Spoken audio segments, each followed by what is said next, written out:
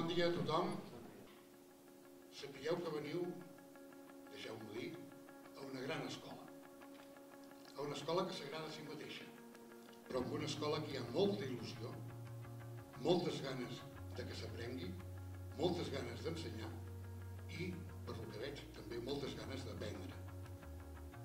Per tant, benvinguts els que sou nous a l'ESCAC i disfruteu-lo.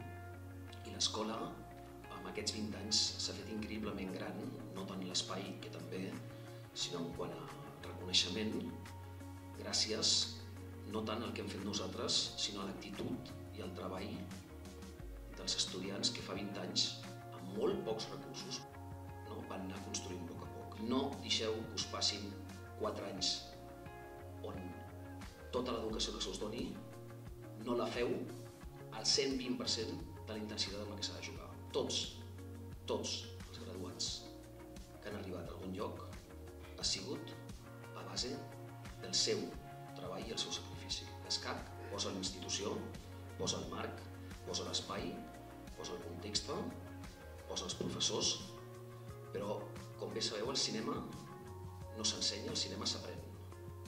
Este año estamos trabajando duro, ¿vale? Para conseguir becas para que algunos de vosotros puedan estudiar, ¿vale? Sin el coste que tienen estos estudios. Entonces, la primera empresa fuerte que ha apostado por esto ha sido Warner. Tenemos aquí a Olivia Fernández, que entregará la beca a Eric Borràs, que ha sido el que hemos seleccionado.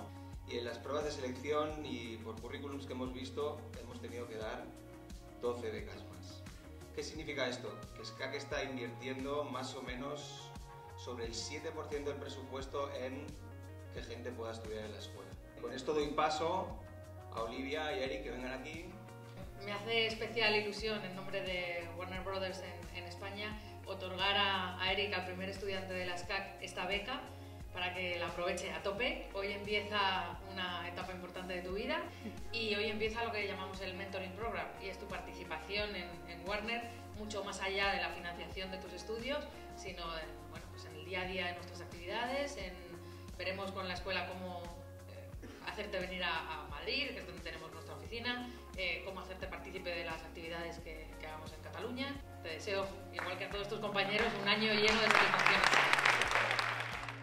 La entrega de la beca Warner no solo es la ayuda económica, sino es un empujón, digamos, una certificación de que puedo hacer cine. Entonces eso es lo que realmente valoro.